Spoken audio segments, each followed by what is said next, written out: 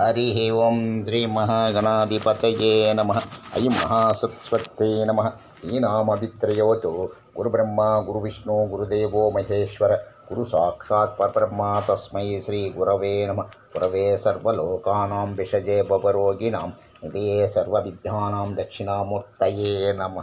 జ్ఞానానందమయం దేవం నిర్మలం స్ఫటికాకృతిం ఆధారం సర్వవిద్యానాం హయగ్రీవముపాస్మయే. శారదాం భోజ వదనాం భుజే సర్వదా అస్మాకం సన్నిధిం క్రియాత్. పూజంతం రామ రామేతి మధురం మధురాక్షరం ఆరుహ్య కవితా శాఖాం వందే వాల్మీకి కోకిలం. యత్ర యత్ర రఘునాథ కీర్తనం తత్ర తత్ర కృతమస్తకాంజలిం. బాష్పవారి పరిపూర్ణలోచనం మారుతిం నమత రాక్షసాంతకం. మనోజవం మారుతతుల్యవేగం జితేంద్రియం బుద్ధిమతాం వరిష్టం. వాతాత్మజం వానరయూధముఖ్యం శ్రీరామదూతం శిరసా నమామి. నమోऽस्तु రామాయ సలక్షణాయ దేవ్యై చ తస్యై జనకాత్మజాయై. నమో అస్తు రుద్రేంద్రియమానిలేభ్యో. నమో అస్తు చంద్రార్కమరుత్కణేభ్య. ప్రియ భగవద్బంధులారా, సుందరకాండ 14వ సర్గ ఇంతవరకు తెలియజేసుకున్నాము. మరల 15వ సర్గ సీతను కనుగొనడం. సవీక్షమాణస్త్రస్తో మార్గమాణశ్చ మైథిలీం అనే అవేక్షమాణశ్చ మహిం సర్వాం తామన్వవైక్షత. సవీక్షమాణస్త్రస్తో మార్గమాణశ్చ మైథిలీం అవేక్షమాణశ్చ మహిం సర్వాం తామన్వవైక్షత. ఆశించుపా వృక్షం మీద తనను మరుగుపరుచుకొని కూర్చున్న హనుమంతుడు సీత కోసం వెతుకుతూ ఆ ప్రదేశాన్నంతా సునిశితంగా కలయజూడసాగాడు. సంతానకలతలు వృక్షాలు ఆ వనానికి మరింత శోభను సంతరించుకున్నాయి. సర్వత్రా పిల్ల వాయువులు వీస్తున్నాయి. తీర్చిదిద్దబడినట్లున్న ఆ అశోకవనం నందనవనానికి దీటైనదిగా భాసిస్తోంది. ఆ వనం రకరకాల మృగాలతో పక్షులతో కూడినదై నివసింప అందమైన మేడలు భవనాలతో మరింత శోభాయమానంగా విరాజిల్లుతోంది. కోకిలల కల్లకల్ల ధ్వనులు సర్వత్రా వినవస్తున్నాయి. బంగారు కలువలు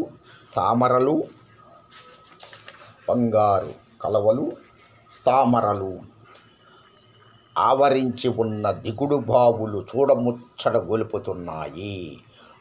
ఆ వనంలో పలు చోట్ల రకరకాలైన ఆసనాలు, అత్యంత విలువైన తివాచీలు అమర్చబడి ఉన్నాయి.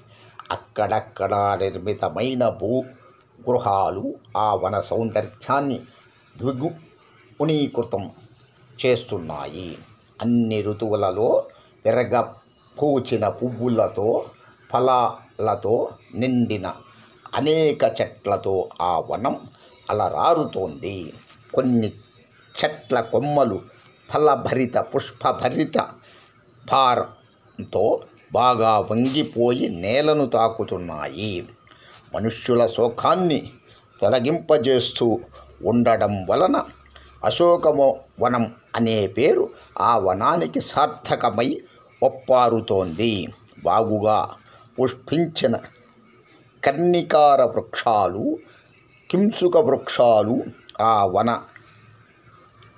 అందచందాలను ఇనుమడింపజేస్తుండగా, అశోక వృక్షాలు పుష్పాలు వెదజల్లే కాంతులు సూర్యకాంతిని తలపింపజేస్తున్నాయి. పదే వందలాది పక్షులు రాలడం వలన అనేక చెట్ల కొమ్మల ఆకులన్నీ రాలిపోయి పువ్వులు మాత్రం మిగిలి ఉండి వింత శోభను సంతరించుకున్నట్లు కానవస్తున్నాయి. దిగువన కనబడుతున్న ఆ దృశ్యాన్నంతా సింసుపా వృక్షం మీద తనను మరుగుపరుచుకొని కూర్చున్న హనుమంతుడు చూశాడు. ఆ వృక్షాలు వెదజల్లుతున్న కాంతిపుంజాలచే ఆ ప్రాంతమంతా ప్రజ్వలిస్తున్నట్లుగా భాసిస్తోంది. బాగా విస్తరించిన మొదళ్ళు గల పున్నాగ వృక్షాలు, ఏడాకుల అరటి చెట్లు, సంపెంగ చెట్లు, ఉద్దాలక వృక్షాలు చక్కగా పుష్పించి ఆ అశోకవనంలో శోభాయమానంగా ప్రకాశిస్తున్నాయి. ఆ వనంలో కొలువై ఉన్న వేలాది అశోక వృక్షాలలో కొన్ని బంగారు వన్నెలలో, కొన్ని అగ్నిజ్వాల మల్లె, మరికొన్ని ఇంద్రనీలలా, ఇంకొన్ని కాటుక రంగులో ఉండి భాసిస్తున్నాయి. వివిధ ఉద్యానాలతో కూడినదైన ఆ అశోకవనం ఇంద్రుని నందనవనాన్ని, కుబేరుని చైత్రరథమనే ఉద్యానవనాన్ని మించినట్లుగా కానవస్తోంది. వివిధ ఉద్యానాలతో కూడినదైన ఆ అశోకవనం ఇంద్రుని నందనవనాన్ని, కుబేరుని చైత్రరథమనే ఉద్యానాన్ని మించినట్లుగా కానవస్తోంది. అశోకవన శోభ అద్వితీయతలు ఊహింప వర్ణనాతీతంగా ఉన్నాయంటే అతిశయోక్తి కాబోదు. ఆ అశోకవనం పుష్పములచే, నక్షత్రాలతో రెండవ ఆకాశం అన్నట్లుగాను, పువ్వులచే రత్నాలతో రెండవ సముద్రం అన్నట్లుగాను విరాజిల్లుతోంది. అన్ని ఋతువులలోనూ పూచే పువ్వులు గల వృక్షాలు, సుగంధాల గుబాళింపుతో వీచే పిల్లవాయువు, పశుపక్షాదులు చేస్తున్న విలక్షణ ధ్వనులు, సర్వత్రా ఉత్పన్నమవుతున్న ఆహ్లాదకరమైన సువాసనలు, ఇవన్నీ కలగలిసి ఆ అశోకవనాన్ని రెండవ గంధమాదన పర్వతంలా భావింపజేస్తున్నాయి. ఆ అశోకవనం మధ్యలో తాను దాగి ఉన్న సింసుపా వృక్షానికి సమీపంలో సమున్నతమైన ఒక మహాభవన రాజాన్ని హనుమంతుడు చూశాడు.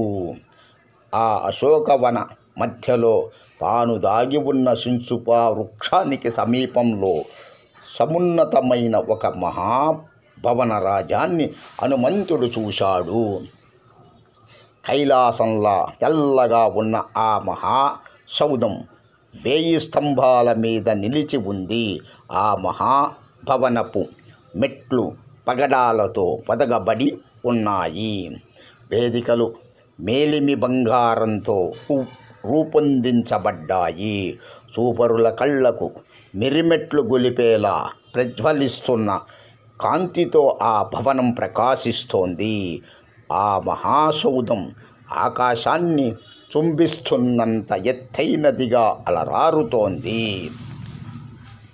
ఇలా నలువంకలా నిశితంగా పరీక్షిస్తున్న హనుమంతునికి ఒక చోట మలిన వస్త్రం ధరించి రాక్షస స్త్రీల మధ్య కూర్చుని ఉన్న ఒక స్త్రీ కనిపించింది. కఠోర ఉపవాసాలచే కృషించి దీనురాలై కానవస్తున్న ఆమె పదే పదే నిట్టూరుస్తున్నది. శుక్లపక్ష ప్రారంభాన నిర్మలమై ప్రకాశిస్తున్న చంద్రరేఖ చందాన ఆమె ఒప్పారుతోంది. పొగచే ఆవృతమైన అగ్నిజాల వలె ఆమె సౌందర్యం స్పష్టంగా కానరాకున్నది. ఒక్క పసుపు పచ్చని జీర్ణ వస్త్రమును మాత్రం ఆమె ధరించి ఉంది. ఆమె శరీరం దుమ్ము కొట్టుకొని పోయి ఆభరణరహితంగా ఒక్క పద్మం కూడా లేని తామర కొలను చందాన కానవస్తోంది. అమిత దుఃఖం అనుభవిస్తున్నందున శరీర శోభ తరిగి వాడిపోయినదై దైన్యస్థితిలో ఉన్న ఆమె సిగ్గుతో తల వంచుకొని కూర్చుని ఉన్నది. అంగారక గ్రహంచే పీడింపబడిన రోహిణీ నక్షత్రంలా ఆమె ప్రకాశరహితంగా కనిపిస్తున్నది.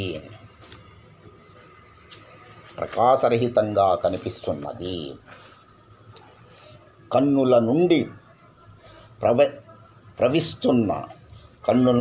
సవిస్తున్న కన్నీరు ఆమె విషాదాన్ని చెప్పక చెబుతున్నది. కన్నుల నుండి స్రవిస్తున్న కన్నీరు ఆమె విషాదాన్ని చెప్పక చెబుతున్నది. ఉపవాసములచే ఆమె బాగా కృషించిపోయి ఉంది. భయాందోళనలతో ఏవేవో ఆలోచనల్లో మునిగి ఉన్న ఆమె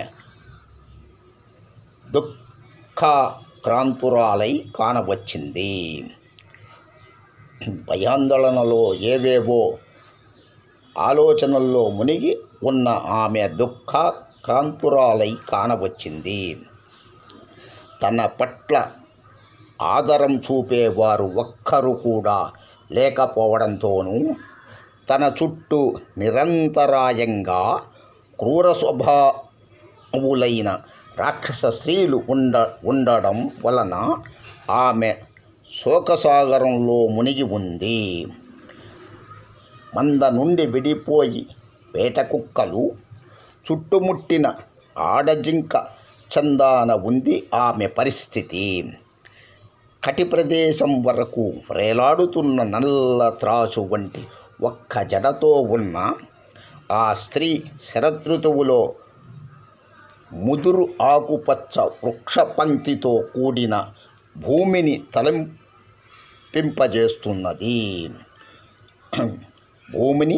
తలపింపజేస్తున్నది. సుఖార్వాం దుఃఖసంతప్తాం వ్యసనానుకోవిధాం తాం సమీక్ష విశాలాక్షిమధికం మలినాం కృశాం తర్కయా మానసీతేతి కారణైరుపపాదిభిః.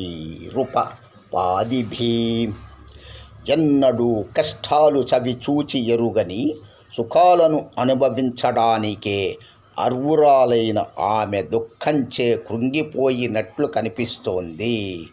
మాలిన్యంతో కూడి కృషించిపోయి ఉన్న ఆ విశాలములైన